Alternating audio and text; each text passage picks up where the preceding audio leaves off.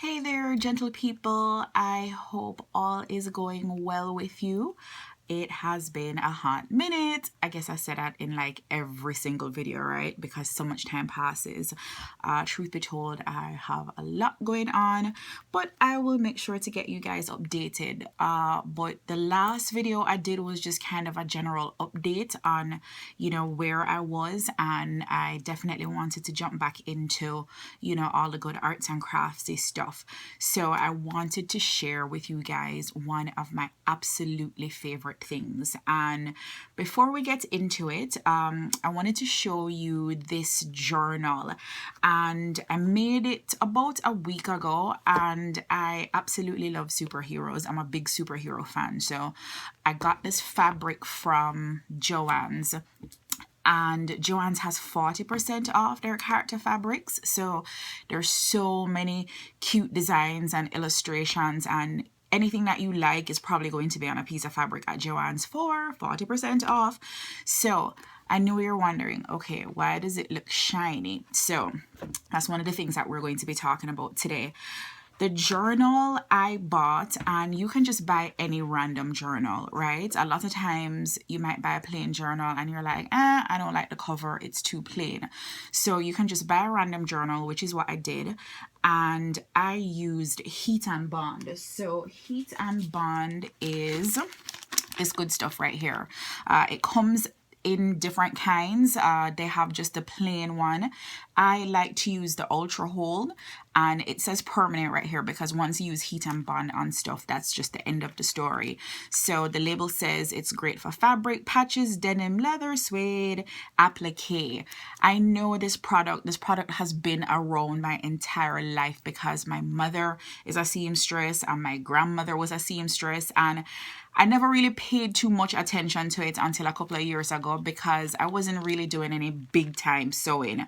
But I always knew about it and knew how to use it and decided, let me try it in some different applications. Again, it's Heat and Bond. It's the Ultra Hold one, and I like this one because it has a little weight and body to it, so it makes things a little bit stiffer. And again, they come in different kinds, but this red label one is my favorite. And you can also get this at Joann's, and you can get it at Michael's too.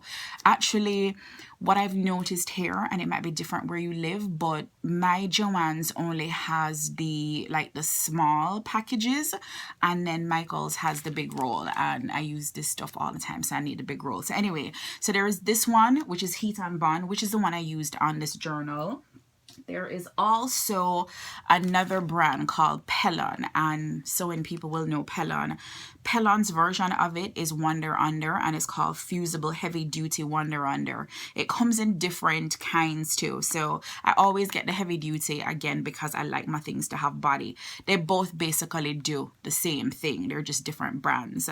And then the last thing is Pellon's Vinyl Fuse, and Vinyl Fuse is really cool.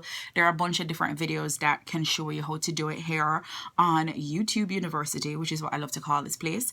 And what that allows you to do is you can iron on vinyl onto any fabric and basically make it water repellent. So if you wanted to do things like make a diaper bag or something to take to the beach, you can basically put adhesive vinyl on any fabric and it stays, which is what I did here. So let's get into it. I wanted to show you the inside because it's unfinished. Normally I would put another sheet of colored paper right here, but pretty much there are a couple different layers going on here, right? So I'm going to show you with another piece of fabric, and this is Star Wars. So I love superheroes and Star Wars. I'm just like a big kid, right? Okay, you have a piece of fabric, and in order to get it to this point, what you need to do is you need to iron the Heat and Bond. You cut a piece that's just a little bit smaller than what you intend, and you basically iron it onto the fabric.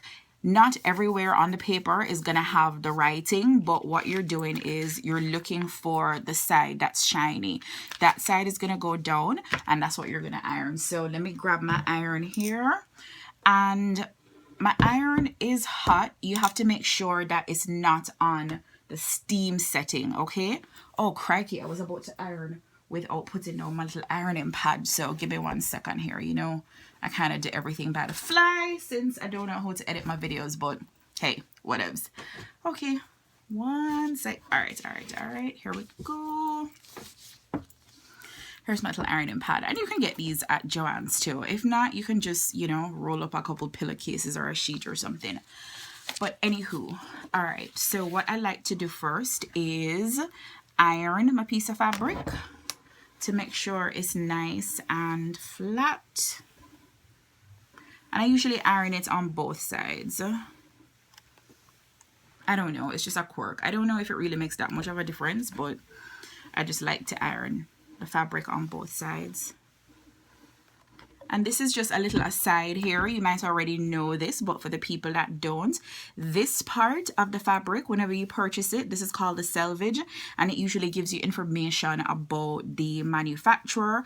And this is the colorway. So these are all the different colors that are going to show up here in the fabric, and it has to do with the printing and all that good stuff. But anyway, okay, so we have our fabric ironed. You want to make sure to turn it to the wrong side. And remember, the part that's glossy is the part that you're going to lay flat on top of the fabric. So I usually do anywhere from 8 to 10 seconds, and you don't linger too long in any one place. So,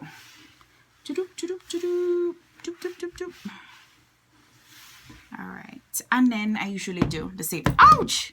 Okay, that was hot. I forgot about that. All right, but anyway, turn it over, and I usually like to do it one more time on that side. People, don't be like me. Make sure to remember that the bloody thing is hot and not to touch it. So what happened is that your heat and bond is now adhered to the fabric. What I like to do is I'll make a couple of these and I'll just put them down if I know I'm going to use them in the future, and I just want to make sure to get them ironed, because as long as you don't peel this backing paper off, you can store it. Even if you do peel the backing paper off, but I wouldn't advise it, don't peel it off until you absolutely know that you plan to use it. So what you would do at this point is you check to make sure the adhesive is on the fabric, and it's kind of hard to see. Well, you can kind of see it there. It's shiny. That's how you know that the adhesive is on, and you just basically peel it off. All right. I like to call this a fabric sticker because that's pretty much what it is. If you wanted, you could just iron this right now and it would literally stick to this. You can iron paper on the back as well as fabric. I've made earrings from using heat and bond on fabric. If you have a cutting machine, like I have the Brothers Scan Cut machine, if you were to do a direct cut, you could actually cut around all the edges and cut the little patterns out. When my son was little, I used to make Thomas the Train pajamas for him, and I would just buy the Thomas the Train fabric and cut them out. And once you have it glued down, once you have the adhesive heat and bond, you just basically iron it on. And I would just kind of stitch around the edges, just a regular hand stitch. You can use your machine as well, and that would keep it down. And just to give you an idea of some of the stuff that I've made using this heat and bond technique, one of them, and it's not sewing, people, right? Like, I've been using the heat and bond in completely different ways. This is fabric.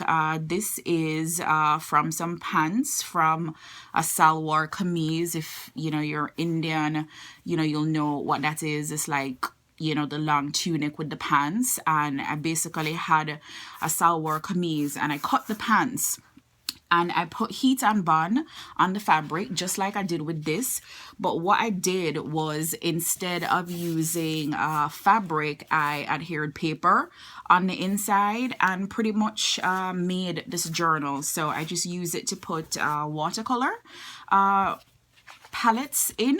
But that's a great way. I love to use the heat and bond to create like fabric, adhesive fabric that I can use to make cloth covered journals. Where the vinyl comes in, once you have the fabric like this, then basically you can put the vinyl, the adhesive vinyl. Let me grab that for you guys. You can put the vinyl fuse on top, and that will pretty much make this water repellent. All right.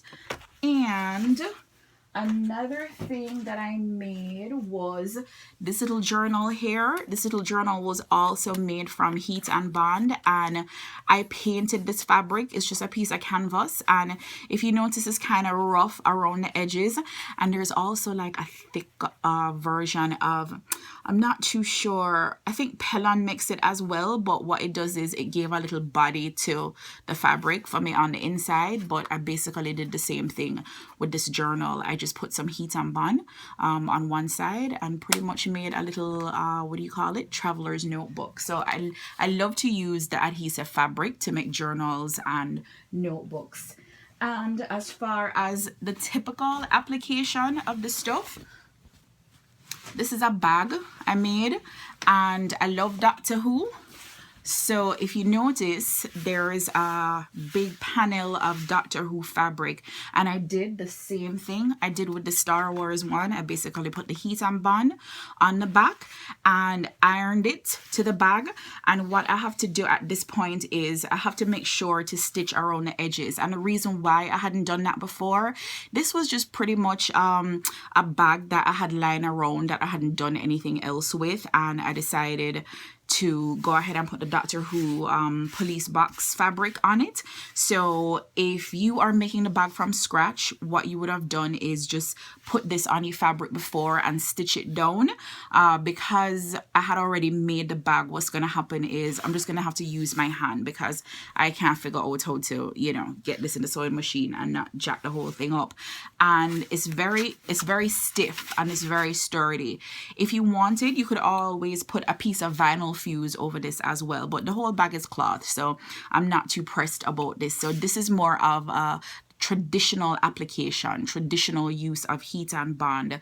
So again, you have your Heat and Bond, you have vinyl fuse, and you have Wonder Under. And you know, these are just some of the different products that you can make using this stuff. I really love Heat and Bond. It's one of my absolutely favorite things in the whole entire world. So that is pretty much it for this video. If you guys have any questions, make sure to drop them in the box below. And again, be careful because it gets hot. Don't be like me. I'm kind of a klutz. All right, so as always, I know you could be anywhere else right now, but you took the time to watch this video, and for that I am truly grateful. I appreciate you guys so much.